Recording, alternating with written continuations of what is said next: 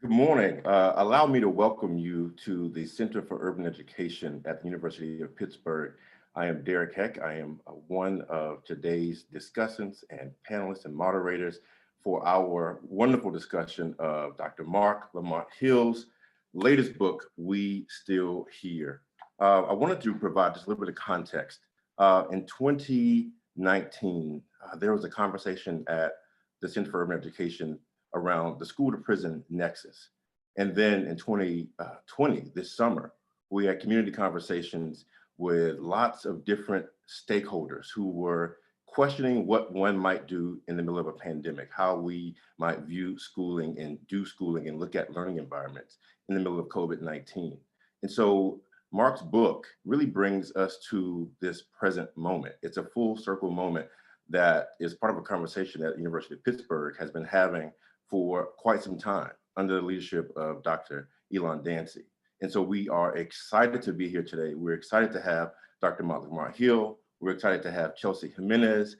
We're happy to have you all. And we're also happy to have, although he may not be on screen, our leader in this effort, Dr. Elon Dancy, who will be participating offline, but definitely helping to move the conversation forward. We're in the middle of a crisis, middle of a transition of this moment. 2020 has given us a lot of ups and downs. And so at this moment, we pause and consider the writings of Dr. Marc Lamont Hill. And I would like for us to engage in dialogue and ask difficult questions, ask tough questions, ponder, and reimagine what life might be like. And so before we turn this over to Dr. Hill for a brief conversation about the motivation for the book, I'd like for Chelsea to introduce herself and let us know how enthused she is to be here with us today. Thank you so much, Derek. I'm Chelsea Jimenez. I'm currently a second-year PhD student in the University of Pittsburgh's Urban Education program. This book is divine in its timing, and I feel like it's extremely, relevant to my own life. As I see that Dr. Hill referenced Black women, as he referenced the LGBT community within this book, I saw myself reflected so much. And so I look forward to engaging with this book further. And also I thank you, Derek, for a brilliant introduction. So yes. Thank you, Chelsea. And in that same vein, we could have asked anyone to be in conversation with Dr. Hill, and it's not just because Chelsea is a student at the University of Pittsburgh. She's a brilliant graduate student studying the things that matter, not only to her, but matter to the way that students are going to engage classroom spaces and how classroom spaces will embrace them. I come to this work not just as a visiting student fellow from Stanford University, but I'm also an alumnus of Florida A&M and also University of Pittsburgh. But more so than that, I am also from Brunswick, Georgia, the hometown of Ahmaud Arbery. And so for me to watch one of my mentees, Akeem Baker, to do this work in the name of his best friend and be on CNN crying about the loss of his friend, but turning that pain into power and using it and continuing to put forth an effort to bring justice, not only to Ahmaud Arbery's memory, but thinking about criminal justice in general and Black life in general. And so as a son of that small town on the coast, I come to this conversation with not just a heavy heart, but a hopeful heart. And I appreciate your book, Dr. Hill. And it's timely, it's personal, and it's something that we all need to be engaging. So thank you for your work. My pleasure. It's an honor. It's an honor to be a part of this whole conversation. I'm grateful um, to University of Pittsburgh, which has been so generous to me, specifically Center for Urban Education, and most specifically my dear friend and brother, colleague, Elon Dancy. Um, his visionary leadership continues to push the boundaries, expand the boundaries of what is possible within higher ed in general, but specifically within the field of education. So often the field of education has been seen as a practitioner space, both in the best sense of that term, that is to say, we're concerned with what happens on the ground, and we're concerned with how we can, through practice, leave our young people better than we found it. But very often that can become a way to avoid some of the tougher intellectual challenges. Sometimes practitioner field becomes, takes with it a subtext that we're not rigorous, that we're not thoughtful, that we're not creative, that we're parochial in our reasoning and in our thinking and our theorizing of the worlds in which we operate.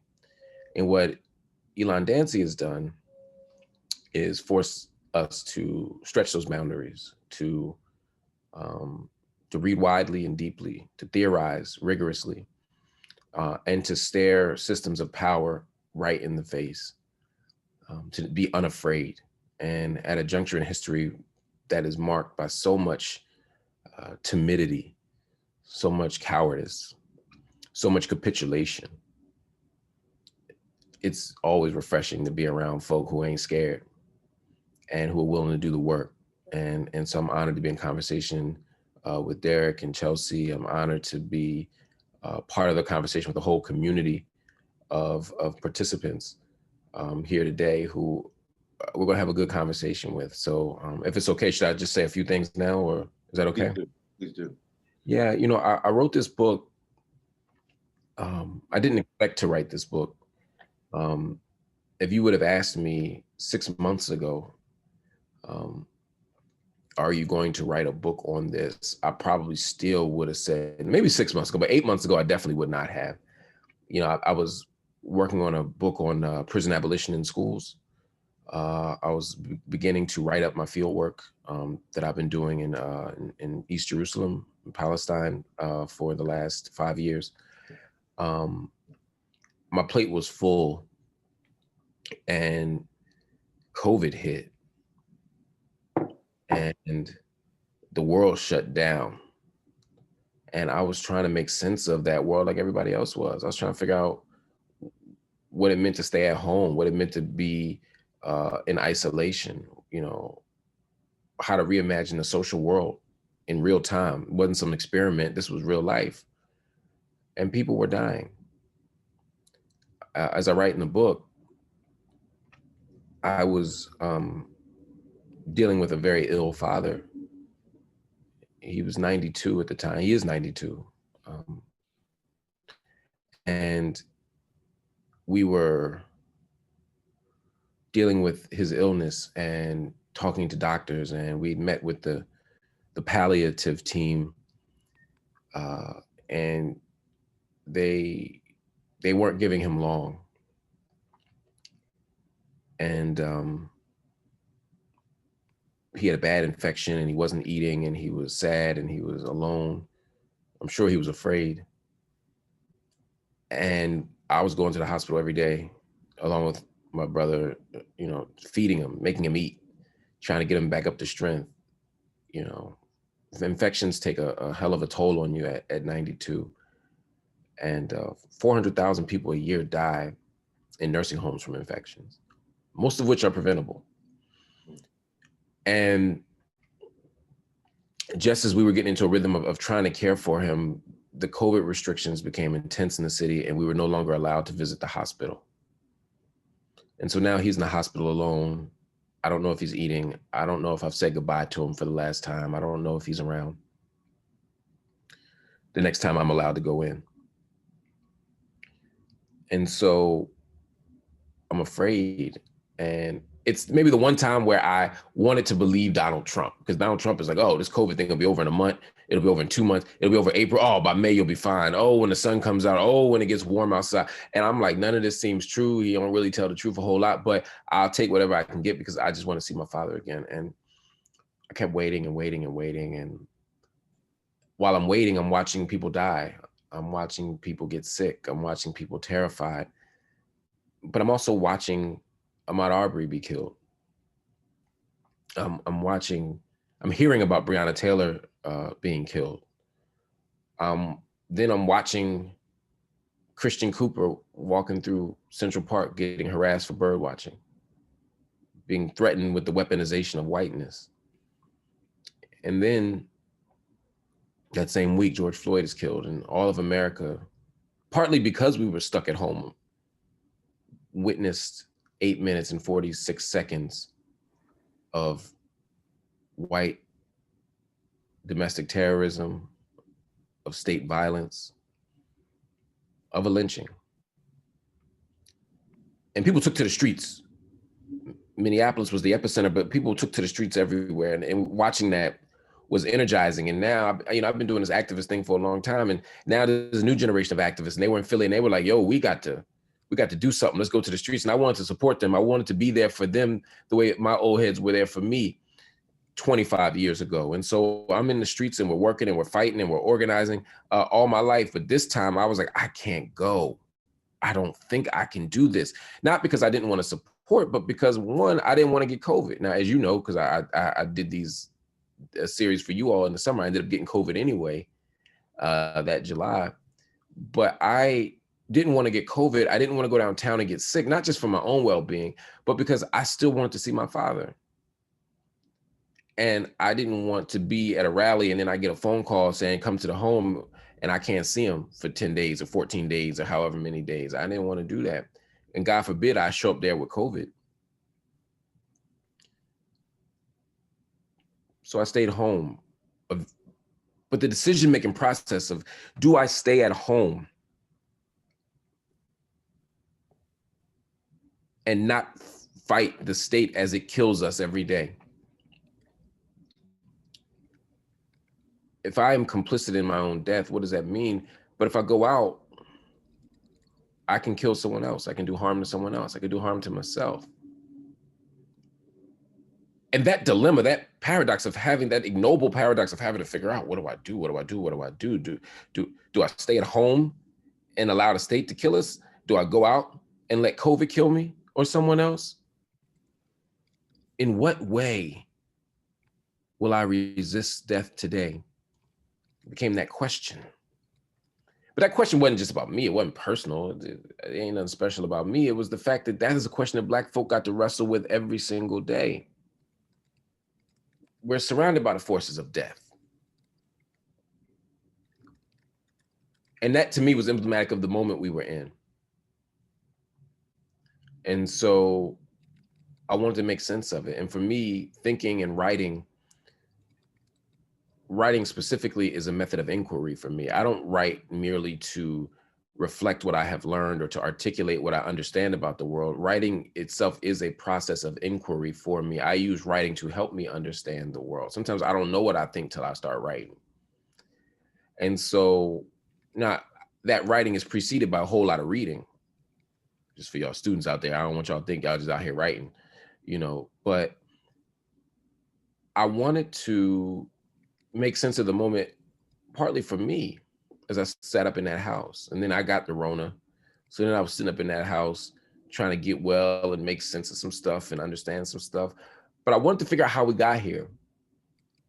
I wrote a book in 2016 called Nobody: Casualties of America's War on the Vulnerable from Ferguson to Flint and Beyond. And in that book, I was trying to give an analysis of that moment, but also to go deeper into history to make sense of some things. It was a historical book in a lot of ways. This time, I wanted to write something different. I wanted to write something in the moment, something that was responsive to this exact juncture in history to help people make sense of this moment in history. I also wanted people to have an accessible text. I wanted to write something that teachers and students, everyday folk could use, people who wanted a kind of primer on some of the language and some of the vocabularies and some of the traditions that we're talking about. I wanted to lay all the issues on the table that I think we're wrestling with this year, and to make it plain, as it were, for folk. I wanted the text that young activists and organizers could draw from. I wanted something that we could use in study groups and teach-ins. I wanted to help teach the world something, the little bit that I know. And so that's why I wrote it. And that's why I wrote it in this way. I want to just say that motivation really just speaks to the heart of really where a lot of people are right now. And I would argue, for those of you who don't know, not only is Marc an author, but he's a scholar and professor. But one of the things he's also done is at Uncle Bobby's, his bookstore, is to have that be a place where people convene, where people have dialogue, where people discuss important issues, where people relax, where people exchange, where people embrace. And I know that pre-Rona and we're also hoping and looking forward to post-Corona that will also be that place where that happens again. So I'm going to ask Chelsea. Chelsea has the flow of the show. We're going to, and she's going to help us understand how we're going to spend the rest of our time together. Thank you so much, Derek. So just to officially open, today is our Center of Urban Education school-wide Lunch and Learn book study series. We will be focusing on We Still Here, Pandemic, Policing, Protests, and Possibility by Dr. Marc Lamont Hill. So we just followed behind opening with some thoughts from the author, and moving forward, Derek and I will move through different questions and reflections that we have about the book's arguments. And then we will open it up to the audience to ask any questions or engage in any way that they may feel as though they connected to the book. Following that, we will have our Center of Urban Education Director, Dr. Elon Dancy, will close us out. So I invite Derek to start us off in our thinking with Dr. Marc Lamont Hill. Sure. One of the things I was thinking, and thank you, Chelsea, I'm thinking about just from the title alone, you know, Mark, you talk about We Still Here as a point of possibility. And in the book, you also talk about the many ways and the myriad ways that people are experiencing the pandemic. And I think even in the title alone, depending upon your inflection, depending upon your point of view and your perspective, We Still Here is can be proclamation after enduring. We Still Here could be exasperation and frustration after looking at years and decades of protest upon protest and law after impotent law, after a push, after the second push, after death. And we're still here after seeing the data around disparities in housing and education and who gets to be American, who gets to be human, who gets to be Black, who gets to be essential, and who's forced to be essential.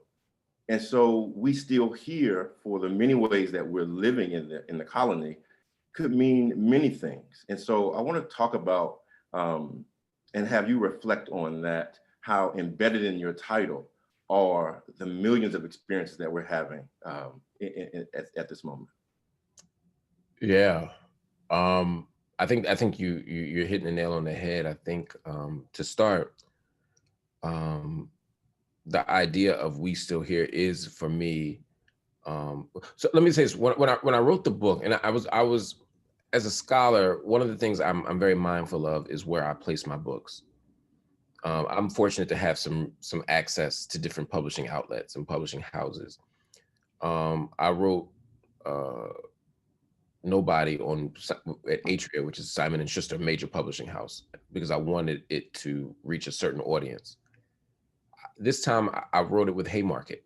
Haymarket is an independent, radical press, and I wanted to be part of that tradition. I wrote a book with Mumia Abu-Jamal in 2011 because I wanted to be part of, and I published it on Third World Press because I wanted to be part of Third World Press because that's where Gwendolyn Brooks wrote.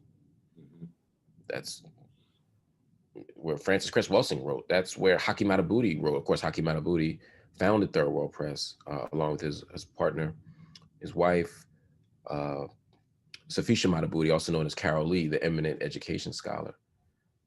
And I wanted to be part of that tradition.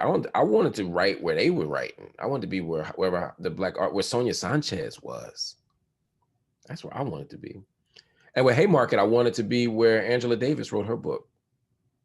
I wanted to be, you know, in that tradition. Maria Makaba has a book coming out in about a month on Haymarket, and Ruth Wilson Gilmore.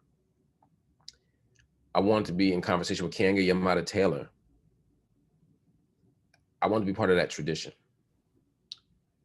Because that tradition has radical books, radical beliefs, right?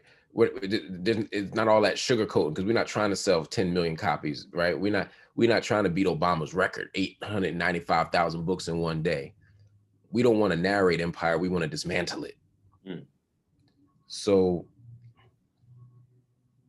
I wrote the book there.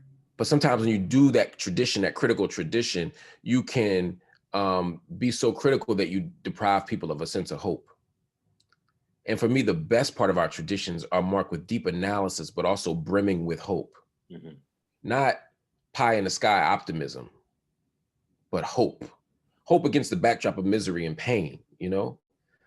Think about Du Bois and the passing of one's firstborn, right? When he talks about the hope, not hopeless, but unhopeful, right? He's getting at something there about what it means to be Black in this world. So for me, what we still hear is a way of wrestling with the conditions of racial capitalism, the conditions of state terror, right? Because the still and we still here means that there's something counterintuitive about it, right? That we're doing it against the odds, right? We still here, right?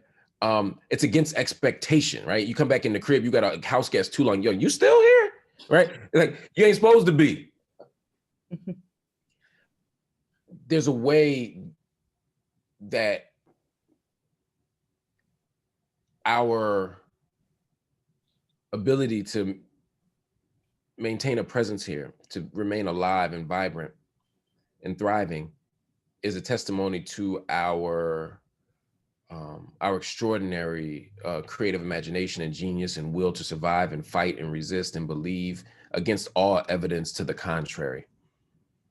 The book is about, in many ways, the evidence to the contrary, right? To help us understand how the conditions of capitalism render us disposable, to understand how white supremacy functions as a global system, to understand policing as an institution that is designed, that by design, not just surveils us, but also criminalizes us and consigns us to certain types of social and economic marginality, a certain kind of social death, not the kind of slavery social death that Orlando Patterson talked about, but certainly a modern day iteration of it, vis-a-vis the prison industrial complex.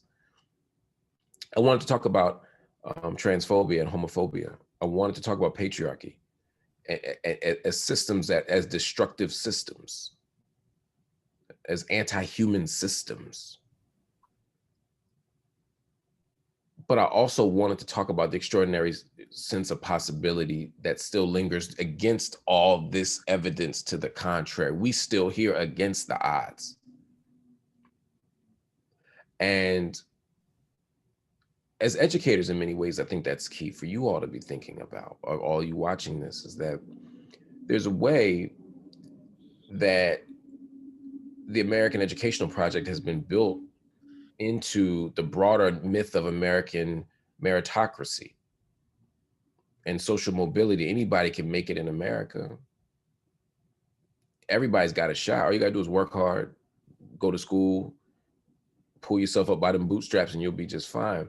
And again, we have to analyze the way in which the systems themselves, the structures themselves, undermine our ability to do just that, that they're served to reinforce and normalize suffering and social misery, and they serve to discipline our bodies in the Foucauldian sense. They serve a role of spaces of violence, sites of harm, sites of anti-Blackness,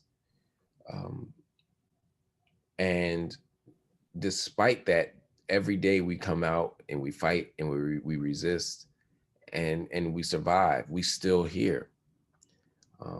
So for me, we still here is an affirmation, a declaration. It's a critical reflection. It's a historical analysis, and it's a blueprint for moving forward. Appreciate that. Thank you. And I'm sorry for talking so long. I'm gonna give shorter answers. Dr. Dancy always tell me I talk too much. No, we are grateful. Thank you. It was, I think, extremely humbling to learn about how thoughtful you were in your choice of publishing and the ways in which you wanted to touch on topics that might be considered radical, or ways in which we don't normally talk about within, I guess, public schooling and public spaces. And so something that I was very curious about, you explain within the book that being poor, Black, and sick makes you more likely to die. Further, you discuss that corona capitalism exposes the danger of living in a white supremacist capitalist empire. So for those of us who may not have the book, what is corona capitalism? And how might we use this moment to learn about Black relationship to the state more deeply and the possibilities for organized resistance and insurgency? That's a great question. And I'm pulling up my my notes because I wrote something down. Corona capitalism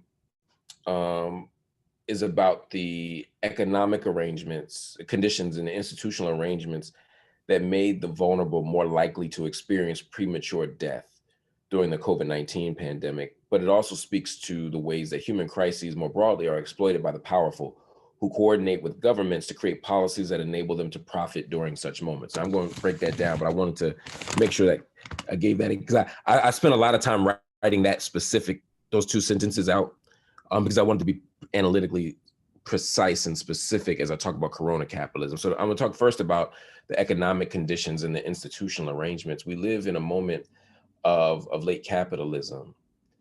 We live in a moment of neoliberalism. And by neoliberalism, I'm referring to, when we say neoliberalism, we're referring to the liberalization of the market, right? That we allow the market to become the ultimate arbiter of all that is good, all that is acceptable, that the public good is trumped by the private interest. It means that we want to privatize everything. We use narratives of efficiency and austerity as justification for all of our social actions. Basically, whatever makes the most money must be the right answer, right? Competition becomes the answer. You see it in school choice debates all the time, right? If only the schools could compete like companies, then we could get the best outcomes. This is the kind of backdrop to it. We see Corona capitalism play out when you look at how the billionaire class increased its wealth by 10% immediately, right? I wrote some numbers down because I'm old and can't remember things anymore. But when you look at, where are these numbers? Yeah.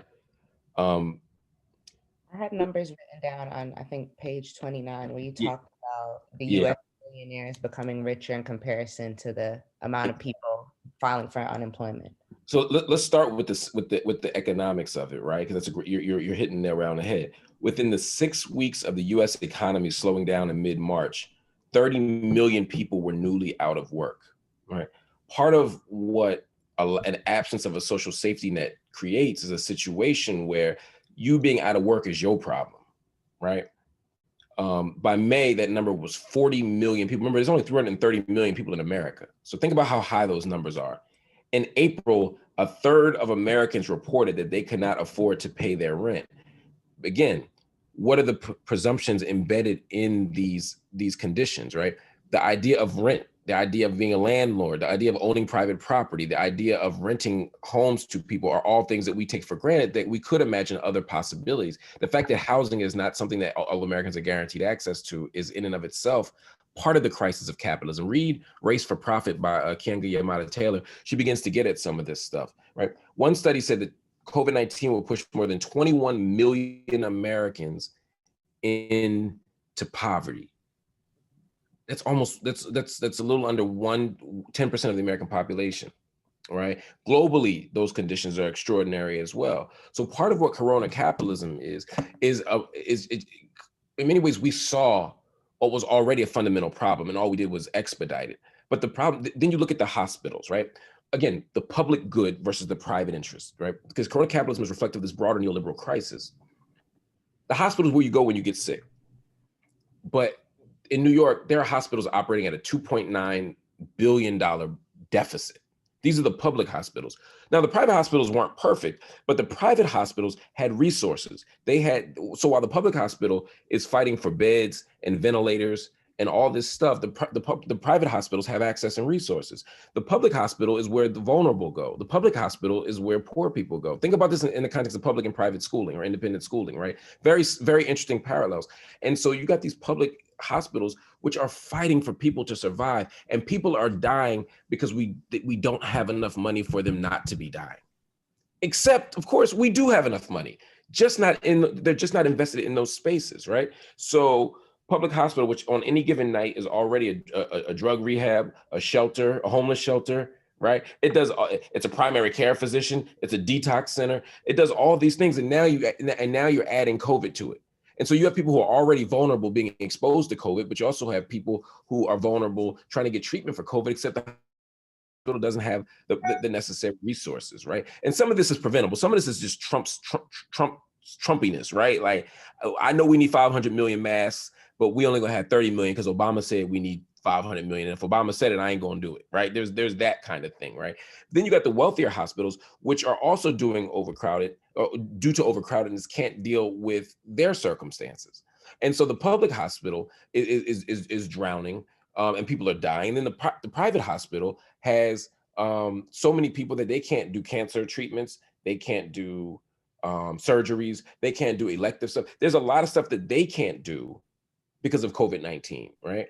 Now, again, the private hospitals are in better shape, but think about what it means for money to be the reason why people can't get cancer treatment, for money to be the reason why people can't get gallbladder surgery, right? This is not normal, but it would be understandable if the resources weren't there, but they are there. This is part of the problem. And so while the poor hospitals are struggling, some of the richer hospitals are actually taking advantage of grants and these new economic arrangements to get more land, to expand. They're actually engaging in forms of growth, right? Now, your point about the billionaires, I think, is incredibly important, because look at somebody like Jeff Bezos, right? I mean, you're talking about someone who is extraordinarily wealthy.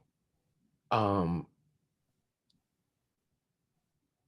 my God, in April 2020, the same month where 20 million Americans filed for unemployment, the US billionaires, their wealth grew by 10%, surpassing 3.2 trillion, that's trillion with a T, right? As of June, when 42.6 million Americans filed for unemployment, right? And it had done so for over 11 weeks, US billionaires were 20% richer. They added $565 billion to their collective wealth. This is stunning. Jeff Bezos is worth $200 billion, right? His net worth went up by 24 billion over that time. Now, I'm not just hating on billionaires, although I'm happy to do so, right? The question is, what are the economic arrangements that allow a Jeff Bezos to get that much money, right? Well, let's look at Amazon, right? And it's so fascinating. There were news stories about the one or two people that like went on Amazon and eBay and were selling hand sanitizer and masks and stuff for like $100 instead of like the normal $2. And look, it's disgusting. It's exploitative. I get it. I get why we have an outrage about that. It's just bizarre that that's the only thing we have an outrage about, right? Because at the same time that individual person who's trying to get by or get over, agreed, problematic, you got companies like Amazon that are making billions, if not trillions, ultimately, by exploiting the crisis. This is what Naomi Klein was talking about with the shock doctrine, right? That there are moments in history where companies, where a crisis happens, we're all in shock, we're all scared, we're all lost, and companies swoop in to save the day, but they radically shift policy and they make a whole lot of money doing it. It happened in Sri Lanka, it happens in New Orleans after Katrina, it happens in Haiti after the earthquake, it happens after 9/11. It happens. And so at this moment, what we saw was all of us, to live in the kind of privilege we have to be able to do a Zoom webinar, or to be able to stay at home for 30 days and have your Netflix and you watching Carol Baskin acting the fool on the reality shows, and your food is coming through Uber Eats, and all the books you want to read are coming through Amazon, and the weights because you want to work out at home come through Amazon Prime or Amazon, next day shipping, and all this stuff where you go to the Target or the Walmart and you get a whole bunch of food to last a month so you ain't got to go outside. Somebody's ringing you up at that front counter. Somebody is processing that Amazon order, and those people are on the front lines of the crisis. Those are people who are risking their lives to advance American capitalism. And they're doing so without economic support, without living wages, without workers' rights. People on the processing at Tyson Foods plant, they're making chicken because we got to keep making chicken to keep the American food supply going. That was, and to keep the economy going. This is what Trump asked for. Not an unreasonable ask, but the people are doing so for less than living wage. They're not getting PPE, personal protective equipment, so they're risking their lives. Many of them got COVID, and then when they got back after almost dying from COVID, and some did die from COVID, they still didn't get PPE, they didn't get paid time off, they didn't get any protection. And so part of what Corona capitalism shows is the conditions that allow that the gap between the have-gots and the have-nots to widen, because you got these billionaires making money, and we're complicit because our economic, our privilege allows us to enjoy these resources, right? But it happens on the backs of the vulnerable. And so at the end of this, people will be homeless, they will be jobless, they will be have worse economic care. 67% of folks said that money is a factor in whether or not they'll seek treatment if they get corona. Think about that. There are people who will not seek corona treatment because they don't have enough money to be able to, right? So much of our social misery is bound up in our inability to access capital, our access resources, to have our basic needs met. And at the same time that's happening, other people are getting rich from it. Not just at the level of commerce, it's also at the level of policy. Think of how much control Amazon exercises in government policy and tax, in the development of tax policy. Let's not even talk about the fact that they ain't paid no taxes. We talking about Trump not paying taxes. Ain't none of them pay no taxes. What does that mean? Anyway, I don't want to go off on a tangent about this. I probably already have. Next question. I'm sorry. But we talk about that as if, and not saying that you do, but you warn us and you caution us in the book from thinking about this in a very narrow moment. I mean, 2020 has been, an extraordinary year. So it's a lot for us to narrow and focus in on. But many of these conditions are pre-existing, as you mentioned, and they predate Trump. Historically, Black bodies were either you are a driver and you're powerful, either you are engine, Black bodies, or if not, you are enemy. And Black people tend to either be engine of the state or enemy of the state. You think about those who are at Rikers Island, and because they cannot get bail, and if we are a country that says innocent until proven guilty, we've got people sitting in that space contracting COVID only because they can't pay the cash bail to get out. And so all of these things predate Donald Trump. But when you think about it, because of his rhetoric, because of the way that he just draws out the ire and the anger of people, we tended to move toward politeness rather than a radical agenda. Not everybody voted for Biden because of a vision. Most people who did voted just to quiet some of the noise. And so we moved from a radical agenda in many regards to I just want that guy to be quiet. And so when we think about that, it's a softer suffering. It's not really liberation.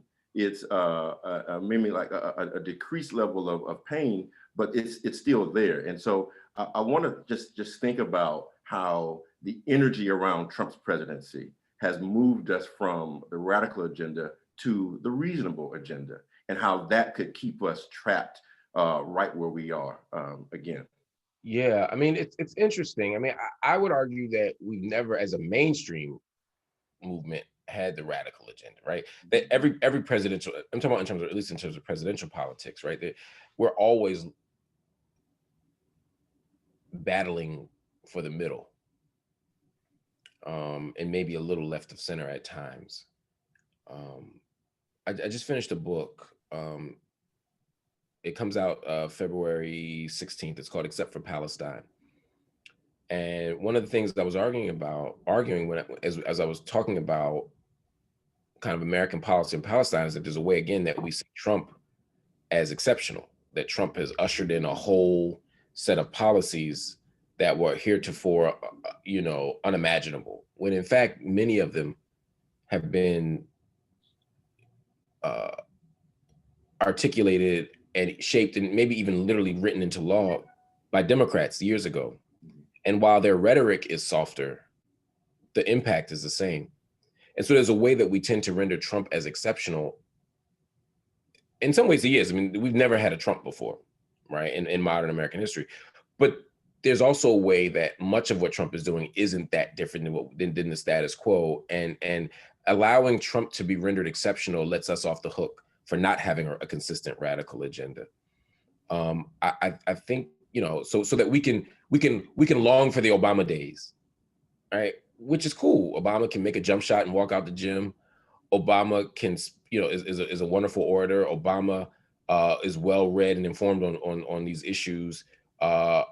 Objectively, I would say he's a better president than Donald Trump. But there's also a way that, again, we've set the bar so low that a centrist, you know, or slightly left of center president like a Trump or, like a Clinton or an Obama, suddenly look like the radical left. And that's also partly because that's what the right wants you to believe is a scare tactic. But I think there's the public conversation, and then there's this conversation on the ground from radical organizers and radical grassroots movements. I think where you're raising a super interesting question is sort of how those things intersect in real time, particularly at a moment like this.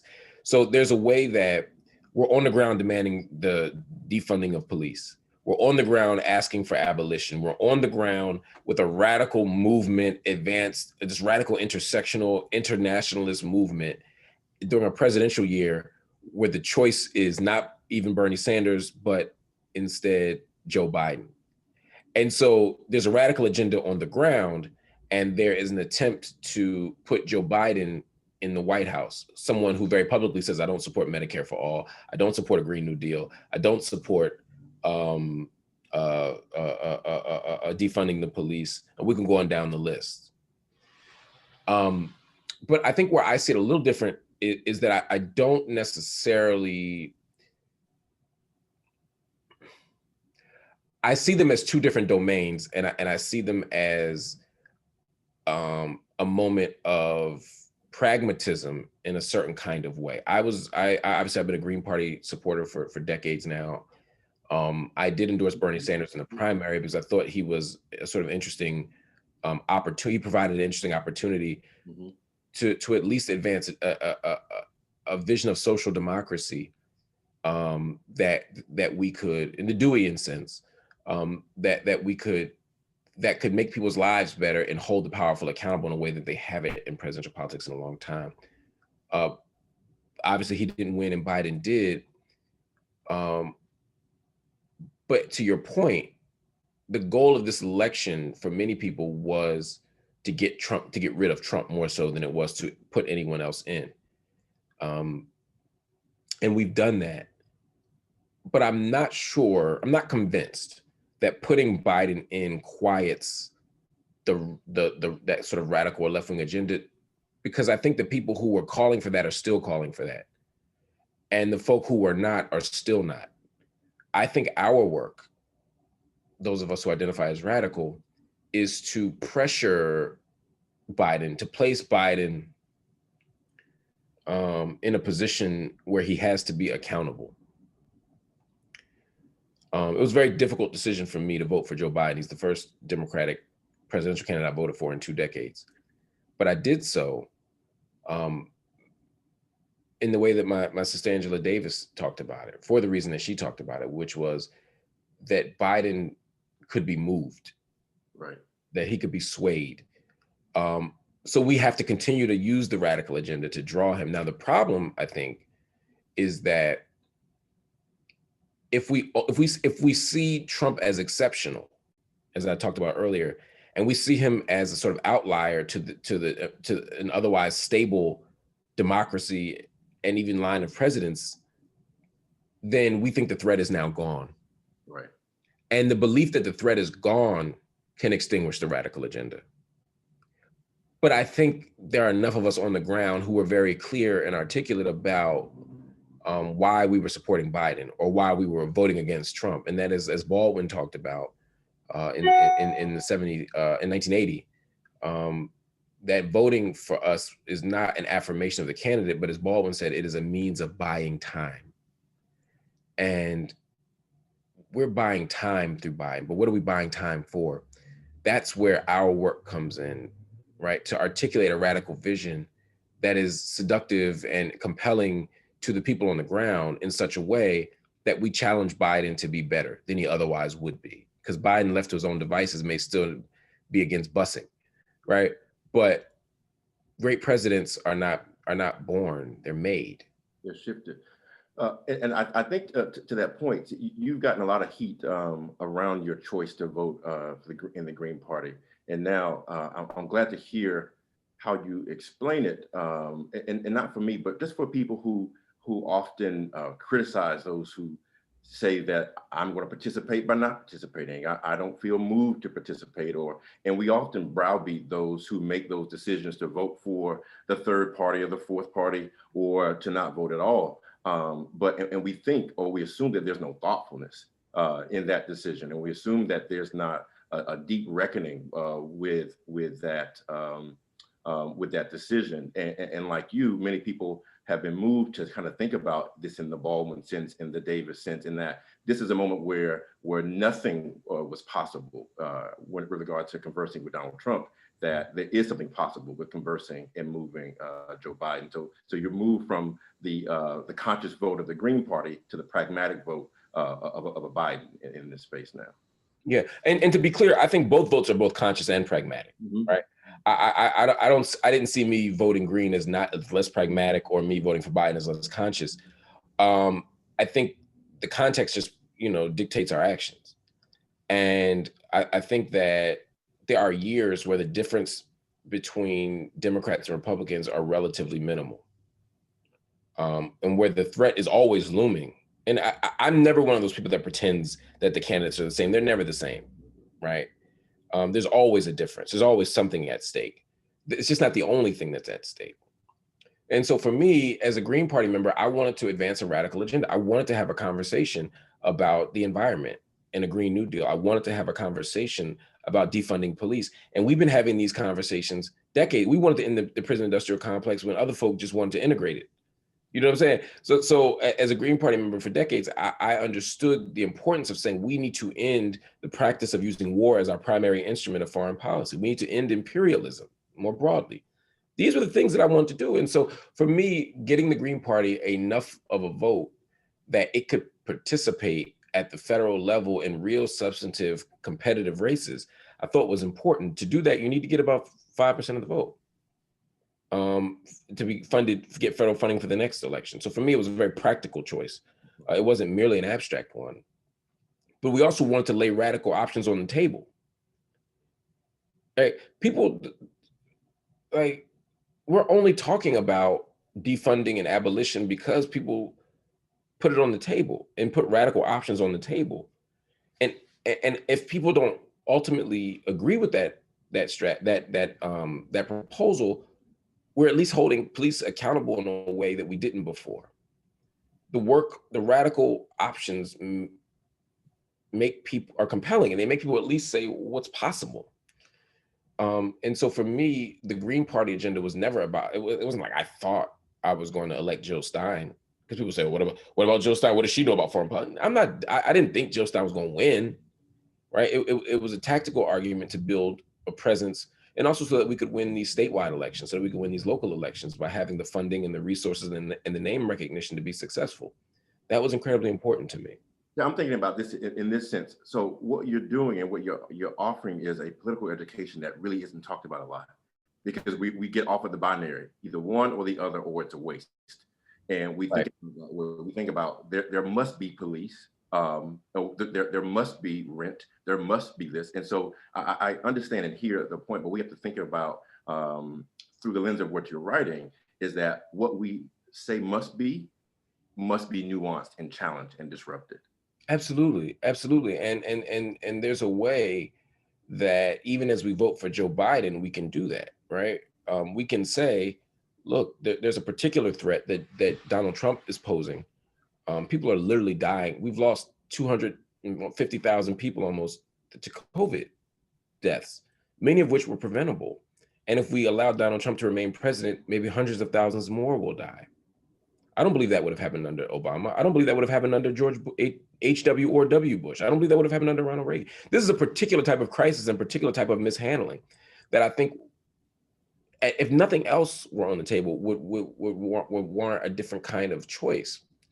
But even in doing that, we have to be very clear and clear-headed and say, look, yes, I'm making a choice, but this choice doesn't mean I endorse this candidate. It means that this is our best means of buying time. This is our best means of survival.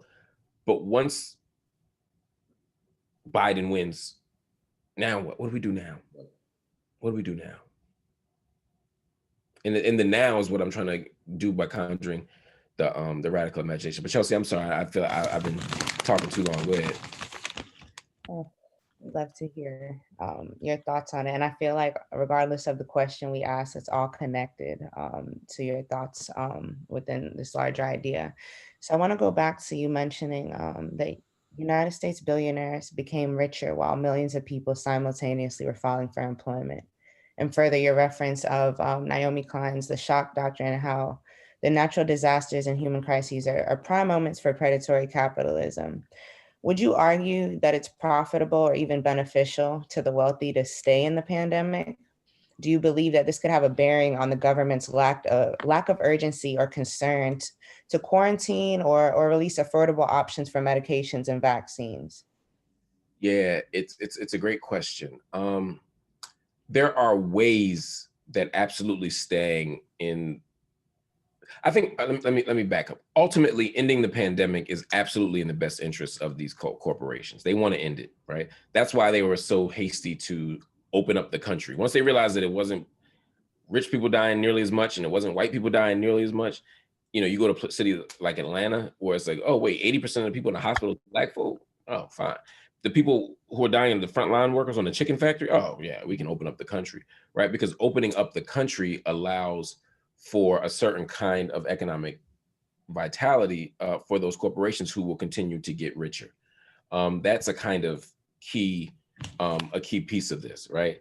I think though, that's not to say though that capitalism hasn't created the conditions where even during the crisis, they are getting richer. Amazon is absolutely getting richer doing this, right? In the same way that private security companies got richer during and right after 9/11, well, not during 9/11, but after 9/11, right? Like Blackwater and things like that, right? There's a way that the crisis produces capital for them, but long-term, yes, they still want to get the economy popping again. They want to get things out, but on their own terms. There are major pharmaceutical companies that are not spending their money developing life-saving drugs from January until say June. They were waiting for smaller companies to do it so they could buy them up. So it becomes a business choice and a business venture rather than let's all hustle to find the drugs as soon as possible, right? It becomes let's make money rather than that. So there's a way that it's both and, right? They're making money off the crisis and they're willing to be deliberate in their speed, right? To use some Brown v. Board 2 language, to fix this, but at the same time, they ultimately want to get people in the stores. They want to get people buying again. They want to get people in many of these industries. They want to get people out in the streets again. They want people traveling again. And for them, that means, but whether that happens because people go out and risk their lives, having super spreader parties in Miami, or whether because they actually come up with a vaccine rather that they get from a small company's R&D, they don't care. It's not about people. It's ultimately about profit. We understand this to be a conversation about who gets to die and how might I die, whether we die because we're and who gets to decide who lives and dies. Exactly. And so some of those decisions we think are being made, I would say in real time or in a right now way. We think about those who are in prison, and we think about at some points their rates of infection were multiple times the general population. But we also think about who's in prison, and we think about what types of schools are connected to having a higher propensity to have students end up with lower options, lower access to jobs, lower access to opportunities. And so folks tend to choose an underground economy for their sustenance or or people are ushered toward the judicial system and the prison industrial complex. So when I think about the outcome and the people who are in prison who are forced to make PPE at rates that are slave wages, and then still have to pay a copay in prison to be treated if they have it. Yeah. I pull that string back to the American educational system and how it is increasingly segregated, how it is increasingly Black and brown, that you're in a hyper segregated sense of a space where Black and brown children are more likely to be in class with Black and brown children, and those Black and brown children are more often in schools that are under-resourced and underfunded historically and contemporarily. And so I think about this nexus again between schools and prisons, and how are we sentencing because our tax dollars dictate how much schools get? Are we sentencing even the young to die in these spaces because of our decisions in early childhood education? I think that the answer is yes. I think that we are sentencing folk. Ruth Wilson, let me back up. Ruth Wilson Gilmore talks about racism, and one of the things she talks about is sort of how, in terms of her framing and how she defines racism, as a system that sort of makes people of a particular identity category more vulnerable to premature death, right? To premature death. And being Black in this country makes you vulnerable to premature death. Poverty consigns you to premature death. Being trans, particularly Black and trans, and particularly Black and trans and women, consigns you to premature death. And so there's that. Let's just put a pin in that. Then there's the set of economic conditions that compound that. And you're absolutely right. Our failure to invest in education leads to or compounds those vulnerabilities, those kind of structural and institutional comorbidities, right? There's a way that now we're, by being denied access to high quality food, right? Being put in food insecure neighborhoods, we're being consigned to a kind of a journey. We're being forced into a journey toward premature death. Lack of Head Start, lack of early childhood education, lack of early literacy. These things are documented to ensure that people don't navigate school as successfully as they otherwise would, right? The lack of Head Start, lack of early childhood education, lack of early literacy makes it harder for students by the time they get to the 4th grade to navigate school successfully, right? Because you're no longer just learning to read, you're now reading to learn. And if I don't read on grade level, then I have other challenges, right? There's also the way that school reads Black people. We have scripts for who and what people are, and so we're overrepresented in school discipline roles. We're overrepresented in suspensions and expulsions. We're overrepresented in special education because of how people understand us, right? And so you got all that in the mix. And so all of this makes us more likely to be pushed out of school. It makes us more likely to leave these spaces that are hostile to us. It makes us more likely to be criminalized both in school, but also once we leave school. It makes us more likely to commit suicide. It makes us more likely to be killed. It makes us more likely to be caged. And all of these things make us more likely to experience premature death. And so by not investing in education, that's why I say you pay now or you pay later. You either invest in education early, or we're going to, as a society, pay for the prison. Now, some people have an investment in the prison and believe that that's an okay outcome, but for others, it's an undesirable outcome. And it's important for us to think about. And I talked about this on Saturday at the race farm at Vanderbilt that University of Pittsburgh Center for Urban Education co-sponsored, and the College of Education co-sponsored, is that our investment in the prison does not just have harmful and corrosive impacts on those who are caged in the prison. they also have impacts on their families. They also have impact on our communities. They also have impacts on the world. And so in a lot of ways, you know, as the great philosopher, you know, Miss Seeley said, the jail you prepare for me is the one you're going to rot in, right? That our commitment to caging and incarcerating human beings has put all of us in a kind of collective sense of unsafety, instability, violence, terror, and an ultimate fundamental failure to be able to realize full human possibility. You know, I don't want to, I think the only thing that I would ever quote Donald Trump in saying is, what the hell do you have to lose? Mm.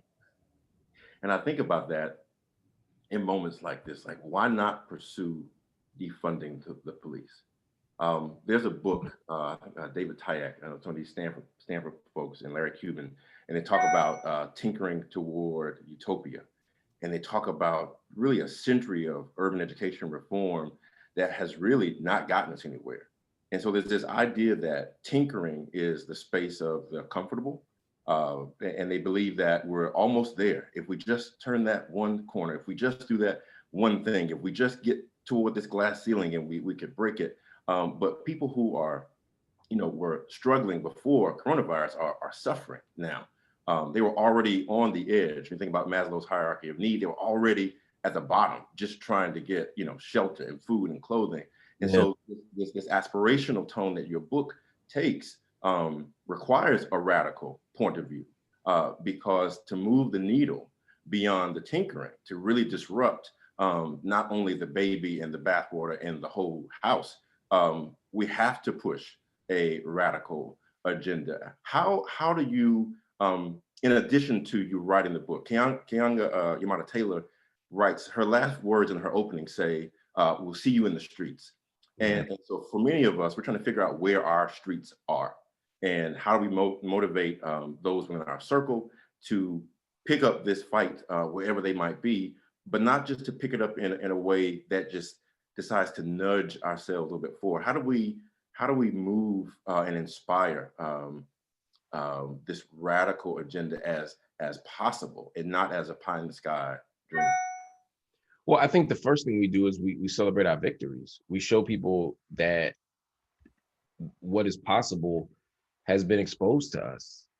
You know, I remember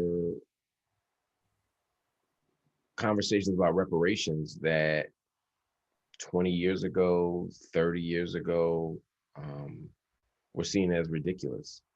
And now we got HR 40. We at least, I mean, it's not a huge step, but it's at least they're committing to studying the problem. But the more important leap for me on reparations was that some of the counter arguments, even by, you know, President Obama, was how we figure out who to give it to. America got the Rona, and American capitalism was vulnerable. And they found them trillions. And after they found those trillions, people got them $1,200 checks. We call them stimmies in my hood, right? You got your stimulus check, you got your stimmy, $1,200. I didn't get one. Yeah, it's because you're rich. That's because you're rich, man. You and Dr. Dancy, y'all living high on the hog, man. I'm down here with the people. I'm eating peanuts, almonds for dinner, man. Y'all eating lobster. I think that when those stimulus checks came out and we were able to quickly find who to give them to, quickly organize it, quickly find the resources, quickly find the solutions. It's like, wait a minute, y'all can find money when y'all need to. Y'all can create solutions when you need to. People said, oh, well, you can't just decarcerate. You can't just not lock people up. The neighborhoods will go up in flames. And then suddenly when police started getting the Rona, they say, well, maybe we don't have to harass that guy on the corner smoking a blunt. Right? Maybe we don't have to lock up people for petty crimes. Oh, you know, when those COs started getting sick, oh, well, maybe, you know, Rikers Island could serve to decarcerate a few folk, right? Then it was like, oh, wait a minute, these people who are 50 and 60 and 70 and have low chance of recidivism, these people who are nonviolent offenders, well, maybe we could let them out, right? So suddenly abolition didn't sound so crazy anymore. My point is that when the state has something to lose, they find a will and they find a way. Well, this is critical race theory. This is Right. interest convergence. This is when the powerful become inconvenienced, radical becomes possible. That's exactly right. That's where we are now. That's exactly right. So because of that, this idea of interest convergence exposes new possibilities for folk. And so we now have the ability to imagine differently. So part of what I tell people, as to answer your question about taking to the streets and how they organize and how do we convince people, is we show them what's possible and say, look, did you think this was possible?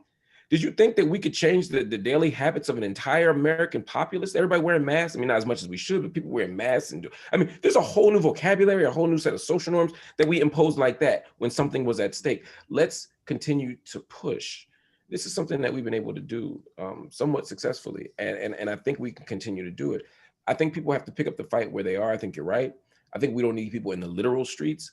I mean, we do need people in the literal streets, but we don't just need people in the literal streets. We need people fighting this educational battle. We need people organizing. And the key also is to take advantage of the extraordinary resources we have in front of us in terms of human capital, right? So it's not just enough for us to fight. We need to organize these young people. We need to help these young, we need to do political education. Like in Philadelphia, we have the Philadelphia Student Union. That's incredibly powerful.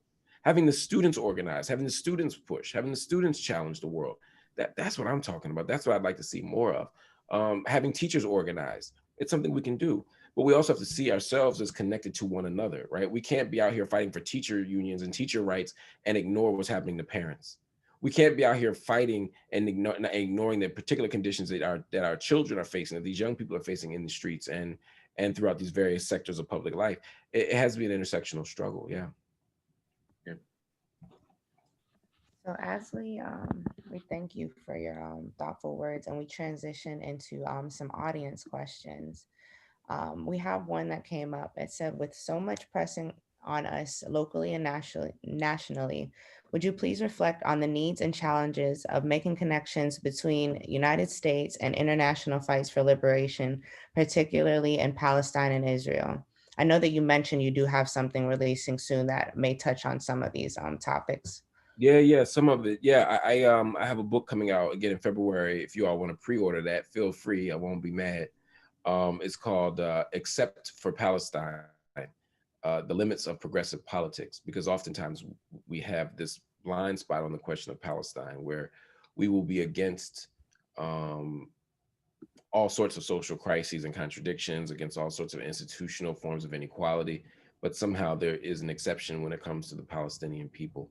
And so I want to make sure that, and my co-author and I, Mitchell Plitnick, we make sure that we get at some of those things, to have these conversations. I think that's important. I think it's also important to see the struggle, the international struggles for liberation, is bound up in one another, not just at the level of sympathy, but at the level of structure. That is to say, how can I talk about policing if I don't talk about police exchange programs? Right, there are police exchange programs between the United States and Israel, and how do those exchange programs shape how people are policed both in the state of Israel, but also in the United States? What are the lessons that we learn? And I talk about this in We Still Here. What are some of the lessons we learn? What are some of the patterns we see as we see the United States develop into a security state, right? Where individual civil liberties are important, but the primary thing is security, right? What does it mean to see folk as outside threats, to treat citizens as outside threats, as many American protesters were on the streets as we fought, right? Trump is bringing the military and the guard as if these are not citizens worthy of the same protections as other folk, read white folk. The use of weaponry. This is just one example, right? So all of these things are part and parcel of exchange programs, which means that the United States is exporting its policing model. We're also importing other models of surveillance and militarization from other countries, including the state of Israel. And the reason why I'm highlighting the exchange piece of that is because there are times where the discourse has been reduced to Israel is training U.S. police. And the problem with that approach is that it ignores the bidirectional nature of it. We're also training Israeli police, and it can lead to the framing of Israel as the cause of Black death in America, which is in and of itself anti-Semitic. It would go back. It would be a blood libel, but it would also be analytically just weak and inaccurate. And it also lets America off the hook. Israel was founded in 1948. America's been a violent settler colonial state long before, even the first Aliyah in 1882. So we can't blame Israel for the death of Black folk, but we can look at the ways in which the rising authoritarianism there and here under Trump are in conversation with one another. But it's not just Israel. We could also look at Saudi Arabia. We could look at the violence happening in Yemen and Bahrain. We could look at the violence happening against queer subjects or queer citizens in a place like Uganda. We could raise lots of interesting questions. My work happens to be in the Middle East and happens to be in Palestine because I'm particularly interested in that question, and because the U.S. funds the occupation of the Palestinian people, I think it's a particularly urgent question. But I think we have to ask that question in an even broader context of what do international solidarities look like? How do we understand international solidarity outside the context of sameness? That is to say, how can I be sympathetic to the struggle of Uyghurs in China, or to look at sort of the oppression of women in Saudi outside the context of just saying, well, it's like this is like America this way, or it's like America that way. We can understand those spaces on their own terms, right? Sort of as ethnographers, right? Trying to sort of understand the kind of emic perspectives that emerge within a particular context. But it's also at the analytical level. That means white supremacy doesn't have a passport. It doesn't stop at the border, right? The forces of white supremacy that compel us to believe that white folk, ice is colder, are the same forces that allow for skin bleaching in Ghana, right? We have to recognize this, right? Capitalism is a global circulate, right? It's a global circulation of capital. So we can't just think about capitalism as a domestic product, import or export, but rather we have to think about how networks of capitalism allow for certain formations and also allow for certain kind of government and institutional arrangements, right? Why is the United States allied here? Why is the United States allied there? Why does the United States intervene in this human rights crisis and doesn't give a damn about that one? This becomes part of the conversation that is political, it's economic, it's social. And so in order to fully assess the conditions and the circumstances that we undertake, we have to really wrestle with this stuff in a global thing. So for me, there is no solidarity, there is no radical movement. Let me back up. For me, there is no radical movement without a global internationalist vision. Think about, and I'll move on to the next question, but think about where King is in '68, right? His analysis of the Vietnam War, the prior year, right, April 4th of '67, when he gives that speech, is incredibly critical to his radical and growing internationalist politics, right? Because he understands that what's happening in Vietnam is not merely a parallel of some kind of violence against Black folk in the United States. That's not what he's saying. He's saying that there's a relationship between militarism, poverty, and racism that we have to take seriously if we are to understand what's happening in Vietnam, but also what's happening elsewhere. Think about Malcolm when he gives the message to the grassroots, right? Which is an incredibly important speech that comes September, October, November, 3 months after King's I Have a Dream speech, right? Message to the grassroots comes in '63, right? November '63, is that right? So how do we think about that, right? When King is giving the message to the grassroots, what does he hearken to? He hearkens to the Bandung Conference, right? And he's saying, wait a minute, what does it mean for us, for people of color, for Black and brown folk around the world to imagine revolution, right? It was impossible to understand that outside the context of a global sense, right? Bell Hooks, when she talks about white supremacist capitalist patriarchy, right? And then she adds empire to that in her later work. She's trying to say that these systems are intersectional and we can't look at one without the other, and we can't be parochial in this analysis. Yeah. We have some more questions, and to your point here, thinking about how both King and both Malcolm and Bell Hooks, they start at a certain place and then they transform. Bus boycott King is very different than 1968 King. And we see ourselves moving the language, shifting the language toward from local to national to global. starting to pull that string and using some coronavirus language, contact tracing, like figuring out how we connect ourselves to larger movements. And part of that movement is messaging. And we have a question that talks about using the terms left and right, and using the term radical, and how might we look at those questions moving, and those terms moving forward? Is that the right language? This is a question coming from one of our viewers. Yeah, I'm reading this question. Why we use terms like radical to describe an agenda that addresses basic human needs that should be considered mainstream? Does the adjective lend itself to this misinterpretation? There's been a lot of conversation in the last couple of weeks about messaging, right? I mean, President Obama talked about defunding the police as a snappy slogan that won't get things done, which is interesting from someone who ran on Yes We Can. But I think that we need to articulate an affirmative vision of what we want. We need to be able to say the world that we want. We have to be able to, as the old folks would say in the church, name it and claim it. We got to be able to articulate what we want in order to imagine and achieve it.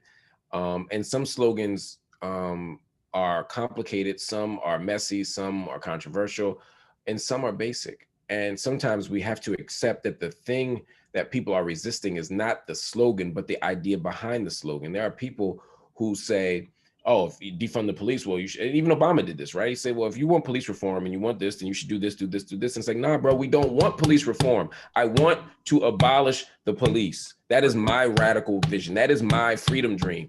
And so, yes, you cannot get a radical outcome with a reformist slogan. I cannot end slavery by saying better workers' rights for Black people, right? Safer working conditions, for Black people. I cannot get women's suffrage by saying let women speak too, right? We have to be very clear about what our ask is, and force people to be accountable for their refusal to honor that ask. We have to. We absolutely have to.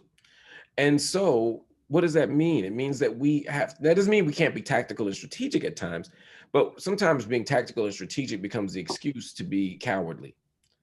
To James's question specifically around radical, I mean, it's a wonderful question.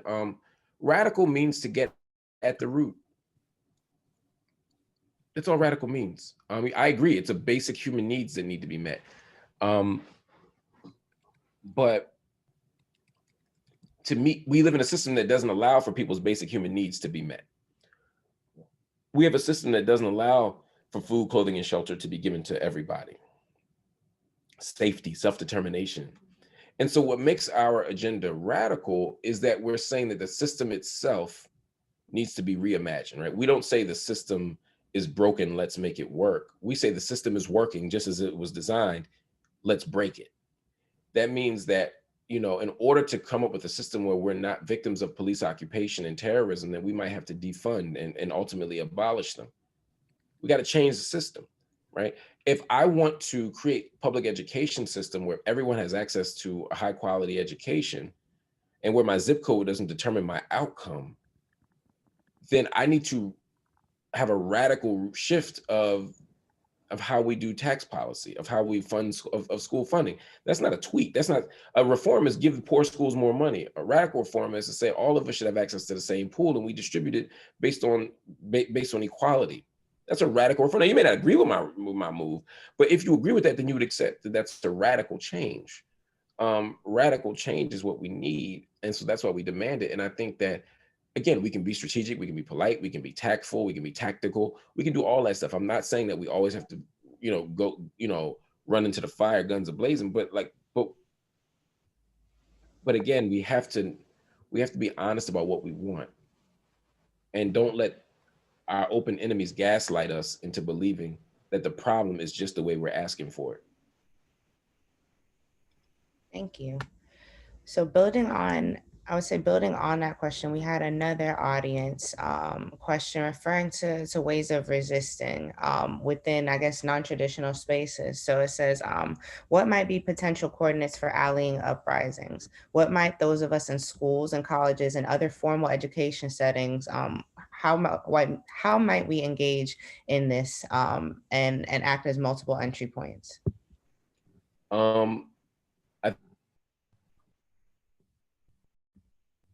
we're working and how we're functioning. We have to create space for resistance within our respective institutions. As faculty members, it might mean being an organizer or a mentor or an advisor to these students, but it also might mean being a voice of support as they protest on campus. Universities can do this. You know, a lot of times students these days will be like, oh, our university gave us a protest area. If the school give you a protest area, that ain't where you're supposed to protest. You don't want to go where they want you to be. You want to go where they don't want you to be, right? That's the whole point of the protest. So how can we as staff support them in that, right? Again, I think part of it is those who are on the ground protesting don't need people to stand in their way or be their proxy. We don't need a pedagogy for the oppressed. We need a pedagogy of the oppressed, right? That means that the people catching hell need to be at the forefront of these movements, and we need to be right there with them, fighting and struggling, but creating space using the resources and the access that we have. You know what, and it can be practical stuff like giving them our buildings, giving them our classrooms as organizing spaces. It might mean funding them. It might mean bailing somebody out of jail.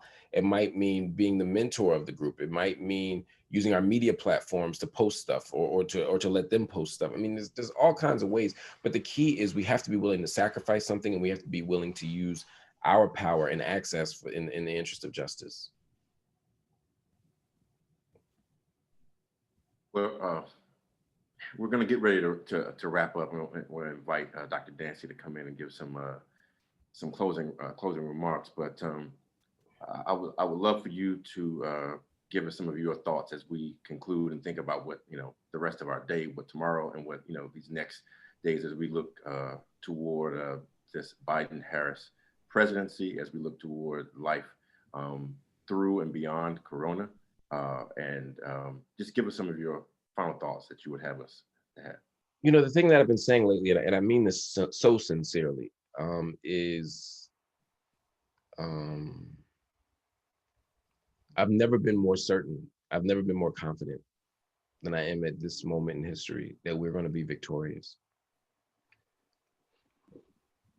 In '68, I talked about April 4th or April 3rd, excuse me, of '67, but let's go to '68. King is giving a speech right the day before he dies, and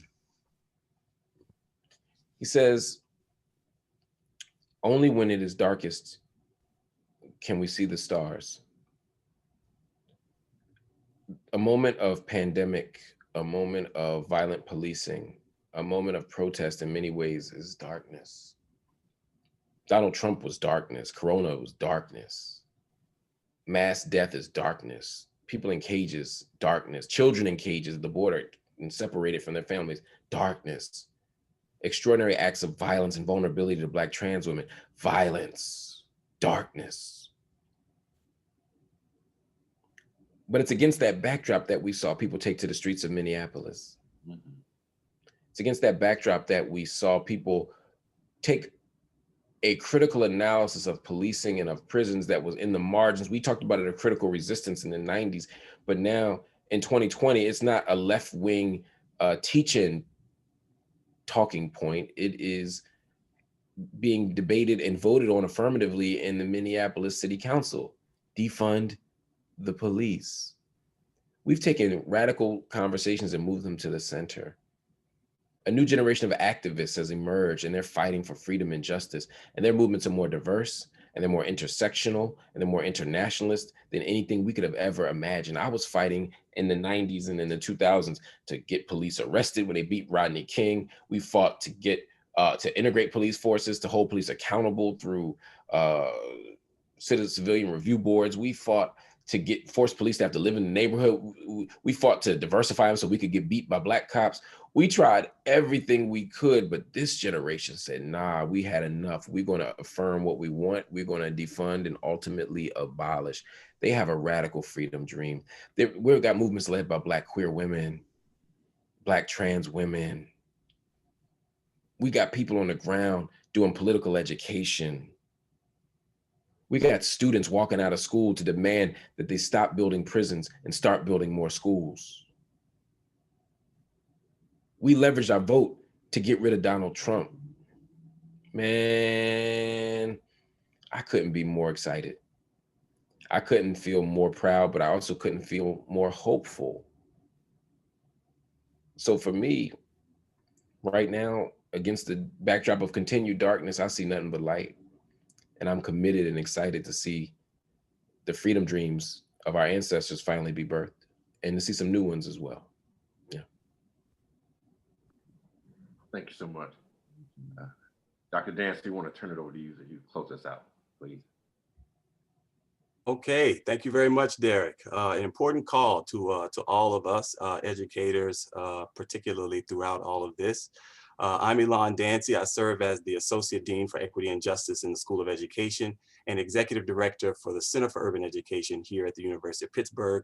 I want to take a moment to thank our visiting scholar, Dr. Marc Lamont Hill, for his generous comments, or as he says, I say, talking too much, which I don't say, he says.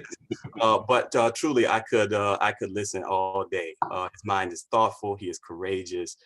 We are grateful for his time, his truth-telling critique, and this compelling book. We are also indebted to our graduate student interlocutors, Chelsea Jimenez and Derric Heck, for their intellectual labor and care of this conversation. If you're just joining us for the first time, the Center for Urban Education's mantra is learn, share, and transform.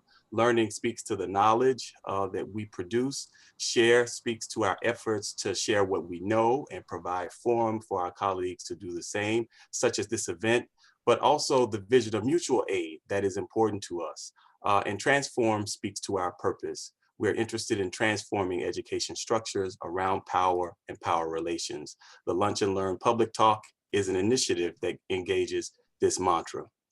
Thanks to our center team, particularly Cassia Krogan and Sueño Viveros, but the whole Center for Urban Education team that labors to produce the virtual conversation that we just organized. Of course, we are grateful to our supportive dean, Dr. Valerie Kinlock. Finally, know that we regularly update our website. Go to Q, that is cue.pitt.edu, to sign up for our listserv so you can receive news about our events and other projects.